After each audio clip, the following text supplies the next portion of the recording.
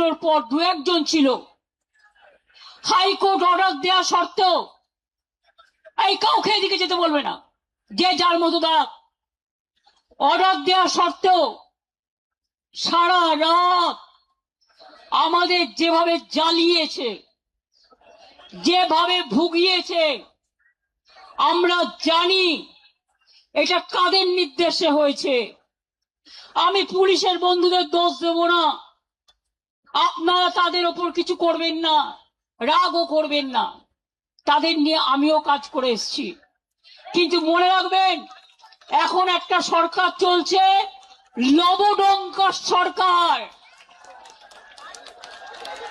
একেবারে আমি বিজেপির মতো পার্টিকে আমি টলারেট করি না। কেন জানেন? দিল্লি থেকে কলকাতা মানুষ দেখেছেন বিজেপি বিদায় যাত্রা। ভয় না পেলে, এই তোমরা চুপ করবে, ভয় না পেলে ভয় দেখাবে কাকে? কত ভয় দেখিয়েছ? কোলাঘাটে গুন্ডা দমন নেতা, নাম বলতে চাই না, রাত্রিবেলায় 12টা বাস দাঁড় করিয়ে রেখে ছেলে মেয়েদের মেরেছে, অন্ডালে মেরেছে, বর্ধমানে মেরেছে, বীরভূমে মেরেছে। উত্তরবঙ্গের নেতাকে রাজগঞ্জে ডিটেন করে রেখে দিয়েছে। মনে রাখবেন, আমাদের প্রত্যেকটা লোককে যেভাবে ওরা হ্যারাস করেছে। কুণাল রাত্রে বেরিয়ে এসছে, কেন জানেন? আমাকে এসে বলল, দিদি ওরা সকালবেলায় বেরোতে দেবে না, আমার কাছে খবর আসছে। আমার বাড়িতে আমি বেরোবার কিছুক্ষণ আগে বিজেপির লুম্পেনরা মিছিল করছিল, ভেবেছিল আমায় আটকাবে। আরে আমায় আটকাতে গেলে আমার প্ল্যানই থাকে, প্ল্যান বি থাকে, প্ল্যান সি থাকে, প্ল্যান ডি থাকে।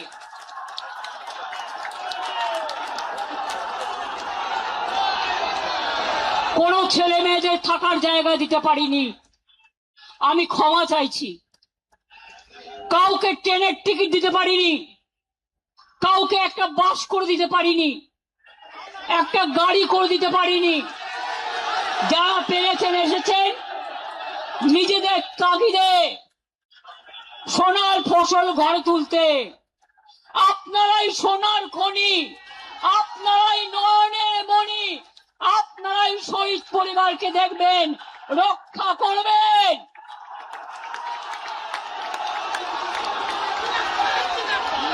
শুনুন, নকল বেড়াল তপস্বী হয়ে, বিজেপির পাশ বালিশ না হয়ে চ্যালেঞ্জ, বিজেপিতে যান, যান বিজেপিতে যান, যান বিজেপি ডাইরেক্ট করুন, আমার কোনো আপত্তি নেই। যত যাবে তত আমি খুশি হব। আর সেই জায়গাটা পূরণ করবার জন্য আমার ছাত্র আছে, আমার যুব আছে, আমার পুরনোরা আছে, আমার নতুনরা আছে, তারা ভরে দেবে, কানায় কানায় পূর্ণ করে দেবে। পরিষ্কার জেনে রাখুন, সরকার চালাতে গেলে কতগুলো ডিসিপ্লিন মানতে হয়। কালকে দিল্লিতে আপনারা দেখেছেন ছাত্র যুবদের উপর কি অত্যাচার হয়েছে।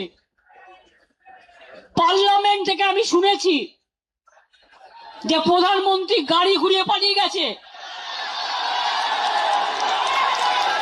এখানেও মনে রাখবেন, বাড়াবাড়ি বন্ধ না হলে আমাদের আন্দোলন রাস্তায় আমাদের রাস্তা দেখাবে। মনে রাখবেন, পুলিশ এলাকা এলাকায় এসপির ভূমিকা, বিজেপি প্রেসিডেন্ট হয়ে গেছে, আইসি হয়ে গেছে ব্লক প্রেসিডেন্ট। কেন আপনারা তৃণমূল কংগ্রেসকে ভয় দেখাচ্ছেন? আমি আজকে বলে যাই, এরপর আমি জেলায় জেলায় বেরোবো, কত ক্ষমতা আছে আমি দেখতে চাই। আপনারা আমাকে আটকাবে? আপনারা তো ইঁদুরের মতো বালিশের খোলে লুকিয়ে থাকেন, কখন বালিশটা কাটবেন। আর আমরা সুন্দরবনের বাঘের বাচ্চার মতো লড়াই করি। এটা আপনাদের সাথে আমাদের তফাৎ। পার্টি সিম্বলে জেতার পর বিজেপি যে কর্মীরা রক্ত দিয়ে জিতিয়েছেন, এমএলএরা জিতিয়েছেন, এমএলএদের জীবন দিয়ে জিতিয়েছেন, জীবনে তারা একটা এমএলএ হতে পারেনি, একটা কাউন্সিলর হতে পারেনি, একটা গ্রাম সভা হতে পারেনি, একটা পঞ্চায়েত সমিতি হতে পারেনি। তারাই মিছিল করে, তারাই মিটিং করে। আর আপনারা এত ভোগী, 2 মাস সহ্য করতে পারলেন না। এই যে চোর চোর বলে বেড়াচ্ছে না, আমরা বেঁচে গেছি। চোরগুলো বিজেপিতে চলে গেছে। না, নেব না, একদম নেব না। কালকের অপারেশন কারা করেছে আমি প্রত্যেকটার নাম জানি। আজকেও মাননীয় আদালত, আমরা রাত্রির 12টায় কেস করেছি স্পেশাল হিয়ারিং এর জন্য। আজকে শুনলাম আমাকে লয়ার পাঠালো, মাননীয় বিচারপতি অর্ডার দিয়েছেন যতক্ষণ ডেকোরেটররা তাদের জিনিস খুলে নিয়ে না যাবেন রাত 10টা পর্যন্ত, রাত 9টা থেকে 9টা পর্যন্ত সব কিছু পুলিশকে তাদের হেল্প করতে হবে। এবং আপনাদের আমি বলি, আমি কৃতজ্ঞতা জানাই। আমি যদি না বলি ভুল করব।